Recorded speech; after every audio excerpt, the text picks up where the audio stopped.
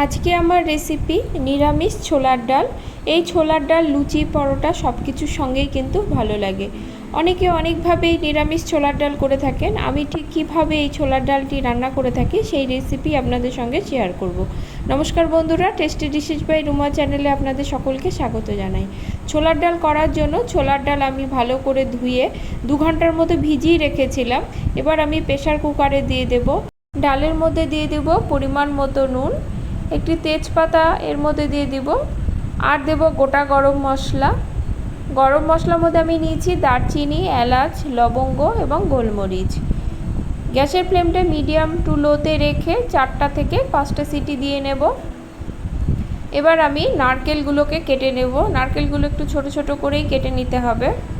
নারকেল কুড়োনো আমি কিন্তু ছোলার ডালে বেশি ব্যবহার করি না, তা আপনারা চাইলে ব্যবহার করতে পারেন। নারকেলটা আমার কেটে নেওয়া হয়ে গেছে। এবার আমি কড়া বসিয়ে দেব, দিয়ে দেব সাদা তেল। তেলটা গরম হলে নারকেলগুলো আমি একটু লাল করে ভেজে নেব। নারকেলগুলো আমার ভাজা হয়ে গেছে। এবার আমি নারকেলগুলো তুলে নেব। ওই তেলেই ফোড়নে দেব 2টো শুকনো লঙ্কা, গোটা জিরে, আর দেব হিং। নিরামিষ ছোলার ডালে হিং ফোড়ন দিলে কিন্তু ফ্লেভারটা খুব সুন্দর আসে। আপনারা যদি হিংয়ের ফ্লেভার পছন্দ না করেন সেক্ষেত্রে হিংটা স্কিপ করতে পারেন। এবার এই কড়াতে দিয়ে দেব 1 চামচের মতো আদা বাটা। অল্প জল দিয়ে আদাটা কষিয়ে নেব। আদার কাঁচা গন্ধ চলে যাওয়া পর্যন্ত আদাটা আমি ভালো করে কষিয়ে নেব। আদাটা আমার কষানো হয়ে গেছে। এবার আমি এর মধ্যে দিয়ে দেব হলুদ, আর দেব 1/2 চামচ জিরে গুঁড়ো এবং ধনে গুঁড়ো।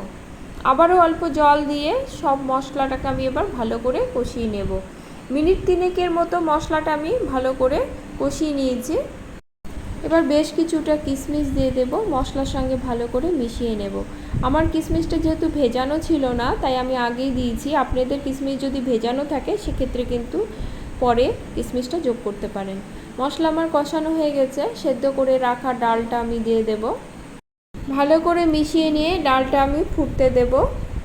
ঝালের জন্য 2 থেকে 3টে কাঁচা লঙ্কা চিড়ে এর মধ্যে যোগ করব। ভেজে রাখা নারকেলগুলোও কিন্তু দিয়ে দেব। আবারও ভালো করে মিশিয়ে নেব। গ্যাসের ফ্লেমটা মিডিয়াম টু লোতে রেখে ডালটা আমি 5 মিনিটের মতো জাল দিয়ে নেব।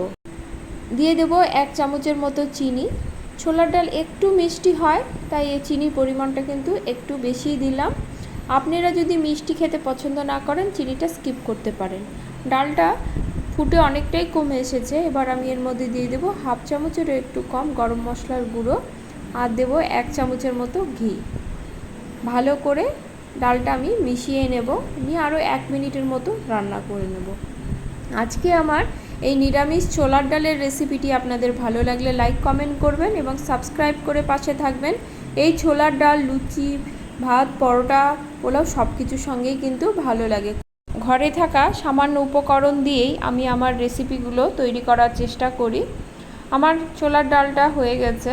গ্যাসের ফ্লেমটা অফ করে এবার পরিবেশনের পালা। আমি আজকে লুচি দিয়ে পরিবেশন করব। আজ তাহলে এ পর্যন্তই। ধন্যবাদ।